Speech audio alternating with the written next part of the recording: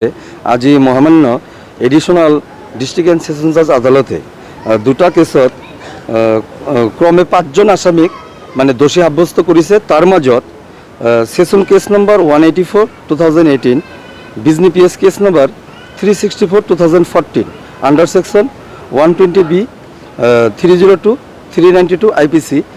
এই কেসটুতে 3 জনক দোষী সাব্যস্ত করেছে আর 2 জনক যাবজ্জীবন কারাদণ্ড বিহিছে।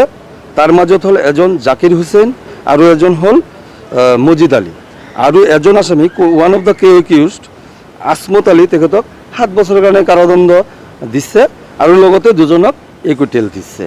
আর এটা কেস যেটো হল session case number 158 of 2018, Bijni PS case number 182 1989 case under section 396 IPC. এইটো কেছত 2 জন আসামি ক্রমে শঙ্কর রাজবংশী আর রঞ্জিত রাজবংশী 2 জনকে যাবজ্জীবন কারাদণ্ড বিহিছে।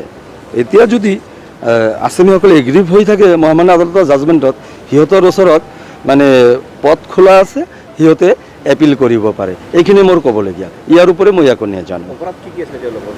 এইটো এটা আছিলে যে মাৰ্ডাৰ, যেটো 184 যেটো আছিলে এইটোত মাৰ্ডাৰ আছিলে আৰু মৃতদেহটো মানে গোপনৰ চেষ্টা কৰিছিলে। আৰু যেটো আছিলে 158 সেইটোত আছিলে হাউচ ট্ৰেছপাছ আছিলে, মানে ডাকৈতি উইথ মাৰ্ডাৰ আছিলে। এই দুটা কেছত যেটোত শংকৰ ৰাজবংশী আৰু ৰঞ্জিত ৰাজবংশী এইটো কেছত মাৰ্ডাৰ উইথ ডাকৈতি আছিলে। আৰু যেটো কেছত জাকিৰ হুছেইন আসমত আৰু মজিদ আছিলে সেইটো কেছত আছিলে মাৰ্ডাৰ আছিলে আৰু 392 আইপিসি সেকশন 2 আছিলে। বাস এইখিনি।